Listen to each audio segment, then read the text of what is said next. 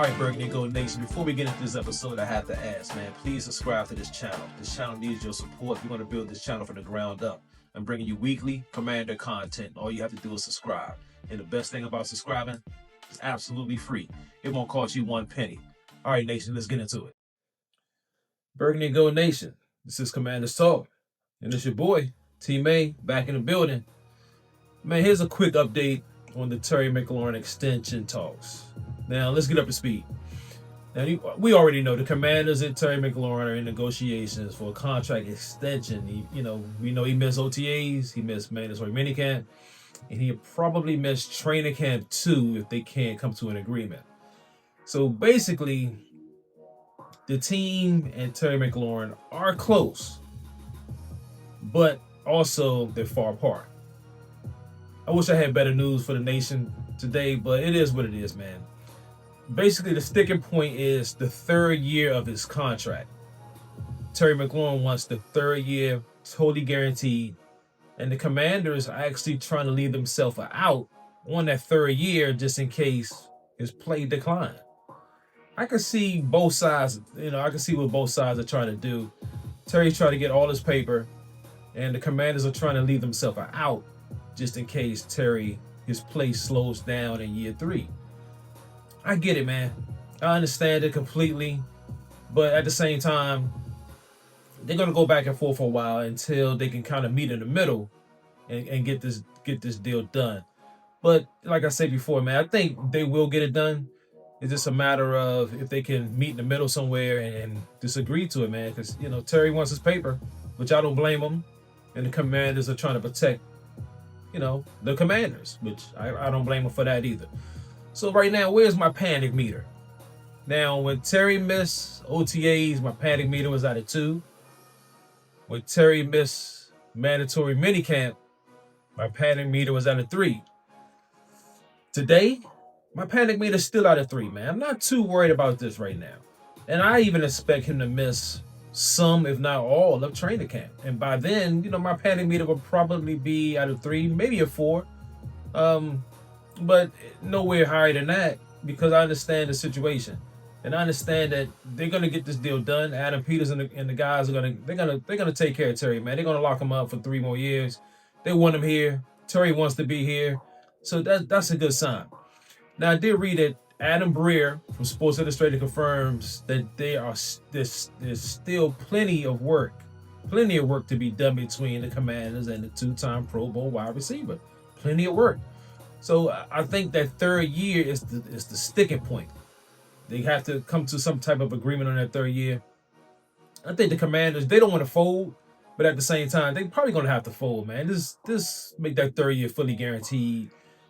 I can't see Terry's play dropping off that bad to the point where you need to get out of that contract. It's a 3-year deal. The guy's 30 years old. He's still going to give you 1,000 yards for the next 3 seasons and probably double-digit touchdowns. So, if I was the Commanders, man, I would just go ahead and just sign him, man. Just give him the deal he wants, give him his money, and let's get this thing over with. So now we still got plenty of time to get this thing done between now and training camp, even after training camp. You want him to participate in a little bit of training camp, all the way up to some of the preseason games, like maybe one preseason game you want him to play in. Other than that, you don't need Terry to do much more of anything else because the offense is still the same. He still has the same quarterback, offensive coordinator. So nothing will really change for him. But you do want him out there so he can kind of gel with, Deebo Samuels and the rest of the guys. You just want him out there. You just want him participating to put everybody's mind at ease, even the fans. Everybody's minds will be at ease if Terry was out there balling out in training camp and preseason. So we'll see what happens, man. But Albert Breer predicts efforts will pick up between now and July, which is great news. That's somewhere around training camp. Training camp starts next month. Now, there's still a possibility of a holdout and for the regular season, but I don't see it going that far. I really don't. But it could happen, man. It could happen. I'm still confident that this thing will get done. I think a deal will get done sooner rather than later. But you got to keep Terry, man. You got to keep him happy. You got to reward him, man. He had 5 consecutive 1,000-yard seasons for you. He has amazing chemistry with JD5, and you don't want to just break that up for no particular reason over the third year of a 3-year deal. You want to keep this thing together, man. Terry was huge last year. He had those 13 touchdowns, man. The 50-50 balls Jaden Daniels would put up for him, he would come down with those most of the time. You can't ask for much more than that. So yeah, we have Deebo Samuels too. So, but the key thing with Deebo Samuels is a lot of people kind of forget about this. He is a free agent too after next season. He only had 1 more year guaranteed on his contract. They restructured his contract a little bit to make it more team friendly. But after next season, Deebo can walk. So the key is you lock up Terry, and if Deebo plays well for you this coming season, then you want to lock him up too. You want to keep that together. You don't want to break that up. Now, if Deebo struggles, then you can find a way to get out that contract. Basically, let him walk, try to trade him, whatever you want to do. But at the same time, you want to get Terry squared away now, so you don't, and then worry about Deebo's at the end of the season. That's what you want to do. So Adam Peters got his hands full, but I trust him. I trust Adam Peters, man. In Adam Peters, we trust. I think he's going to get this thing done. I'm very confident in Adam Peters and the Commanders front office. And I'm confident in Terry too. I think he wants to be here, man. So that's all I got to say on that topic. So let's switch gears real quick. Cornerback Trey Amos named to the 2025 NFL's all-rookie team.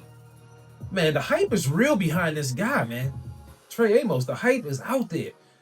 And we saw it firsthand at mandatory minicamps. We saw it, man. Even at the rookie OTAs and stuff, man. Trey Amos is looking like a true CB1. Now, I understand he has not taken not one snap in a real game. So it's hard to say. Anybody can guard the air. He's out there guarding the air right now. But what happens when you put him in front of an A.J. Brown or something like that? That will tell the entire story, of course. But he has all the traits. He has the size. He's physical. He has everything. He has the speed. He has the long arms that Joe Witt Jr. loves. He has everything that the Commanders want in a corner. So right now, man, even the NFL is recognizing, and a lot of other networks are recognizing too, that this guy has the possibility of being something special. And listen, we all heard the positive things coming out of the rookie camp, OTAs, and minicamp. And like I said before, everyone is already, all the Commanders insiders are calling him CB1. Wow. But listen, man, we gotta tamper down those expectations, man. Gotta tamper that down. The guy is a rookie, and he's going to struggle. He's not going to go out there and just start locking dudes down. He's not going to lock down CeeDee Lamb. He's not going to lock down Malik Neighbors. He's not going to lock down A.J. Brown. He's going to struggle. He's going to get beat. But that's also why we have Marshawn Lattimore. He's a veteran, man. He's seen all these guys before. He knows how to cover them. So at the same time, my man Trey Amos can have growing pains, and it won't kill us because we still got Marshawn Lattimore, who is 100% healthy. Remember that. So I think Marshawn Lattimore is going to have a good season for us. But for right now, you stick him out there, Trey Amos opposite Lattimore, and I think you have a nice duo at the cornerback spots, man. I really think you have something. Now we also got to keep in mind too that Coach Quinn said that these guys, especially the rookies, they're going to have to earn their way. So if Trey Amos wants to start in this league, he's got to beat out Jonathan Jones, the cornerback we brought in from the New England Patriots, man. He's got to beat him out, and that guy is tough. I watched some of his film, and Jonathan Jones is tough. Now he's a little on the smaller side of the game, sure, but he's tough. He's physical. He can cover, and he's a veteran, man. He's seen a lot of these guys before, so he knows how to cover them. So Trey Amos he has to beat out Jonathan Jones for that starting spot opposite Marshawn Lattimore. But listen, I have my money right now. If I was a betting man, I put my money on Trey Amos to beat Jonathan Jones out. I really do. He's younger, he's stronger, he's faster, He's bigger. He has a better skill set than Jonathan Jones. So right now, today, I will put my money on Trey Amos to get that starting spot. But we're gonna see what happens, man. That's the beauty. That's the beautiful thing about this game. You know, we got the training camp, we got the preseason. We're gonna watch these dudes battle it out, and we're gonna see who come on top. That's what it's all about, man. And the culture here is right now, nobody's giving anything, man. You gotta earn it. There's only a few spots on this team, few positions on this team that are pretty much locked down, right? The quarterback spot, probably the wide receiver spots, 1 and 2. And on defense, most likely the defensive tackle spots are pretty much locked down. Middle linebacker, Bobby Wagner, and Frankie Louvu's spot on lock, man. Slot corner, Mikey Sanders still, that's on lockdown. To me, everything else is wide open. Yeah, you had 12 wins, but okay, so what? You know, that could have been a fluke. You still got to earn your play. So I think the right attitude the coaching staffs is they coming out with is you got to earn. Everyone has to earn their spots, man. Everyone. You got to earn their spots in this team. Nothing's given to anyone. So this is going to be a great battle to watch. Trey Amos versus Jonathan Jones.